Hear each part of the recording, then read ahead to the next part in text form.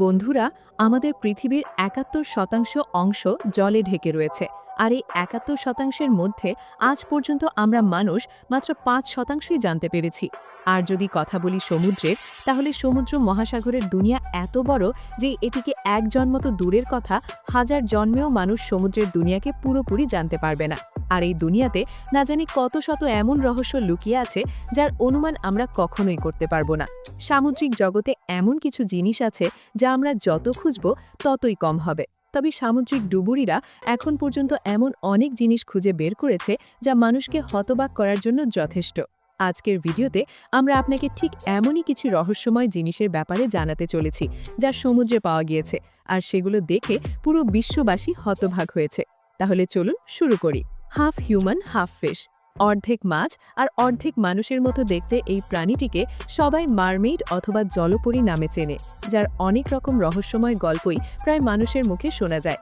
ইউটিউবে যদি মারমেইড লিখে সার্চ দেওয়া হয় তাহলে জলপরী সম্বন্ধিত অনেক ফেক ভিডিওসই দেখতে পাওয়া যায়। কিন্তু আজ আমরা আপনাকে যে ভিডিও দেখাতে যাচ্ছে সেই ভিডিওটি দেখে গবেষকরাও অবাক হয়েছেন। স্ক্রিনে দেখা এই ভিডিওটি অস্ট্রেলিয়ার, যেটিতে একটি জলপরীকে স্পষ্ট দেখা যাচ্ছে। এই ভিডিও ক্লিপটি দেখে অনেকেই বলেছে যে যেইভাবে এই অদ্ভুত প্রাণীটির সাঁতার কাটছে তা দেখে তো এটাই মনে হচ্ছে যে এটা সত্যিই একটি জলপরী। কিন্তু স্কুবা ড্রাইভাররা যখন এটির পিছনে নেয় তখন সেটি দ্রুত সেখান থেকে পালিয়ে যায়। এরপর স্কুবা ড্রাইভাররা এই জলপরীটিকে অনেক খোঁজাখুঁজি করেছে, কিন্তু তারা কখনোই আর সেটিকে দেখতে পায়নি। Unknown creature.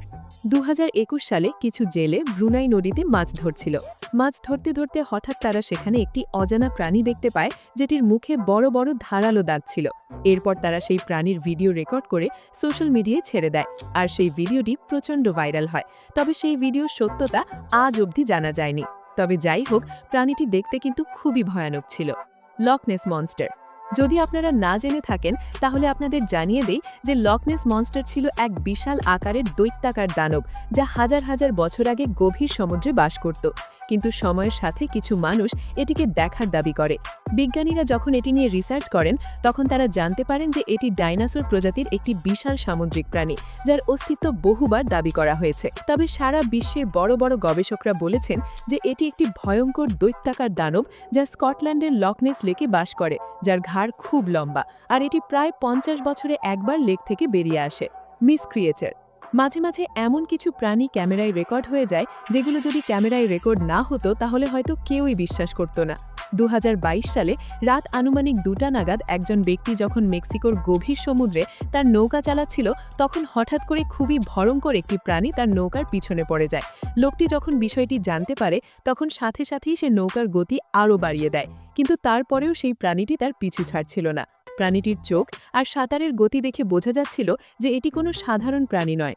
যে ব্যক্তি ভিডিওটি করেছেন তিনি বলেছেন যে ওই অদ্ভুত প্রাণীটি হঠাৎ করে সমুদ্রের মাঝ থেকে বেরিয়ে তার নৌকার পিছু করতে থাকে এবং সেটিকে দেখে মনে হচ্ছিল যেন খুব রেগে আছে। তারপর কোনো মতে সেই লোকটি তার নৌকা নিয়ে সেখান থেকে পালিয়ে আসে।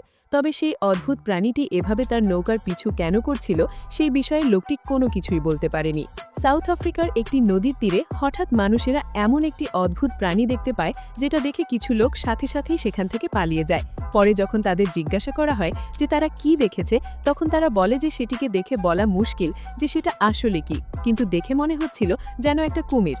তবে আশেপাশে বসবাসকারী লোকদের যখন জিজ্ঞাসা করা হয় তখন তারা বলে যে সেটি একটি নরখাদক প্রাণী, যেটি প্রায় মানুষের মাংসের সন্ধানে নদী থেকে বেরিয়ে আসে আর নদীর তীরে যাকে পায় তাকে ধরে নদীর গভীরে নিয়ে যায়। কিন্তু এই প্রাণীটিকে দেখে কোথাও থেকেও মনে হচ্ছে না যে এটি একটা কুমির, তবে এটি কুমিরের মতোই কোনো প্রজাতির প্রাণী বলে মনে হচ্ছে।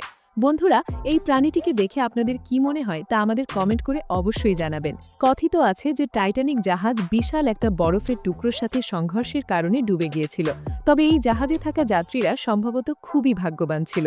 যদিও এটি বরফের টুকরো নাকি অন্য কিছু তা তো জানা যায়নি, তবে এই ভিডিও ক্লিপটি দেখার পর অনেকেই বলছেন যে এটি একটা ব্ল্যাক আইসের টুকরো। আবার কেউ কেউ বলছেন যে এটি সম্ভবত কোনো মৃত সামুদ্রিক দানব ফিশ। বন্ধুরা, এতে কোনো রকম সন্দেহ নেই যে যদি বিশ্বের সবচেয়ে কুৎসিত মাছের কথা বলা হয় তাহলে ব্লব ফিশের নাম প্রথমে আসবে। এই মাছটি দেখতে এতটাই কুৎসিত যে প্রথম দেখায় আপনি ভয় পেতে পারেন। ব্লবফিশ সাধারণত অস্ট্রেলিয়া এবং নিউজিল্যান্ডের মহাসাগরে পাওয়া যায়। এই মাছটি সমুদ্রের গভীরের সবচেয়ে ঠান্ডা এবং ফাঁকা জায়গায় থাকতে পছন্দ করে, যেখানে সূর্যের আলো ভালোভাবে পৌঁছায় না। সমুদ্রের 4000 ফুট নিচে এই মাছটিকে দেখতে একেবারেই স্বাভাবিক লাগে, কিন্তু যখন এটি ওয়াটার সারফেসে আসে তখন এটিকে দেখতে একেবারেই আলাদা লাগে, যার কারণে এটিকে বিশ্বের সবচেয়ে কুৎসিত মাছ হিসেবে বিবেচনা করা হয়। ব্লবফিশের শরীর খুবই নরম হয়। নরম শরীরের কারণে এটি পানির নিচে হাই প্রেসারও সহজে সহ্য করতে পারে। বিজ্ঞানীরা এখনও এই প্রজাতি সম্পর্কে খুবই কম জানেন, কারণ এরা সমুদ্রের খুব গভীরে বাস করে। দ্বিতীয়ত, সমুদ্রে এদের সংখ্যা খুবই কম। সমুদ্র সৈকতে মাঝে মাঝে অনন্য প্রজাতির প্রাণী দেখা তো নর্মাল কথা, তবে নিউজিল্যান্ডের বুকেহিনা সমুদ্র সৈকতে এমন একটি অদ্ভুত সামুদ্রিক প্রাণী দেখা যায় যার শারীরিক গঠন একেবারেই আলাদা ছিল। এছাড়া প্রাণীটির মাথা ছিল খুব বড়, আর মুখে বড় বড় ধারালো দাঁত ছিল, যেগুলো দেখতে খুবই ভয়ঙ্কর লাগছিল। অদ্ভুত এই প্রাণীটি প্রায় 9 মিটারের মতো লম্বা ছিল। বেশ কয়েকদিন ধরে সমুদ্র সৈকতে পড়ে থাকার কারণে প্রাণীটির শরীর ধীরে ধীরে পচতে শুরু করেছিল। সমুদ্র সৈকতে আসা লোকেরা ভেবেছিল যে এটি কোনো প্রাগৈতিহাসিক প্রাণী হতে পারে। অন্যদিকে আবার কিছু লোকের ধারণা ছিল যে এটি কোনো মেরিন ব্লবস্টারও হতে পারে। গবেষকদের জন্য এই প্রাণীটিকে শনাক্ত করা একটা কঠিন কাজ ছিল। এই ভিডিও ফুটেজ দেখে অনেকেই মনে করেছিলেন যে এটি একটা বিশাল মোড়ে ইল অথবা এটিকে নোনা জলে পাওয়া বিশাল কুমিরও হতে পারে, কিন্তু লোকাল ম্যামাল এক্সপার্টসরা বলেছেন যে এটি কঙ্কালটি কিলার ওয়েল অর্কা হতে পারে, কারণ এটির আকার কুমির এবং মোরেলের চেয়ে অনেক বড়। আমরা অনেকেই জানি কিলার ওয়েলের আকার অনেক বড় হয় এবং এরা সমুদ্রের যে কোনো কোণে পৌঁছানোর ক্ষমতা রাখে। সাধারণত এরা মেরু অঞ্চলে বাস করে, কিন্তু এদের ইকুয়েটর এলাকায় যেতেও কোনো সমস্যা হয় না। এছাড়া কিলার ওয়েল একেবারে অনেকগুলো মাছকে তার শিকারে পরিণত করতে পারে, যার কারণে মৎস্য শিকারীরা কিলার ওয়েলকে ঘায়েল করার জন্য সর্বদা প্রস্তুত থাকে, যাতে সমুদ্রে অন্যান্য মাছের সংখ্যা ঠিকঠাক থাকে আর সেগুলোকে ধরে তারা মুনাফা অর্জন করতে পারে। আপনারা এই প্রাণীটির শারীরিক গঠন দেখে এটিকে একটা তিমি বলে মনে করতে পারেন, কিন্তু বিজ্ঞানীদের দৃষ্টিতে এটি কোনো তিমি নয়। রহস্যময় এই প্রাণীটিকে শনাক্ত করা বিজ্ঞানীদের পক্ষে প্রায় অসম্ভব, কেননা এটির শারীরিক অংশগুলো ডিকম্পোজ হয়ে গিয়েছে, তাই এখনও পর্যন্ত বিজ্ঞানীরা জানতে পারেনি যে এটি আসলে কোন প্রাণী। তো বন্ধুরা, এই ছিল সমুদ্র এবং নদীতে খুঁজে পাওয়া কিছু অদ্ভুত এবং রহস্যময় প্রাণী। এই প্রাণীগুলোকে দেখে আপনাদের কি মনে হলো তা আমাদের কমেন্ট করে অবশ্যই জানাবেন। সেই সাথে ভিডিওটা দেখে কেমন লাগলো এটাও কমেন্ট করে জানাতে ভুলবেন না। ভালো লেগে থাকলে অবশ্যই একটা লাইক করবেন। নিয়মিত এরকম ইন্টারেস্টিং এবং ইনফরমেটিভ ভিডিও দেখতে আমাদের বাংলা চ্যানেলটিকে এখনই সাবস্ক্রাইব করে রাখুন। ধন্যবাদ সবাইকে।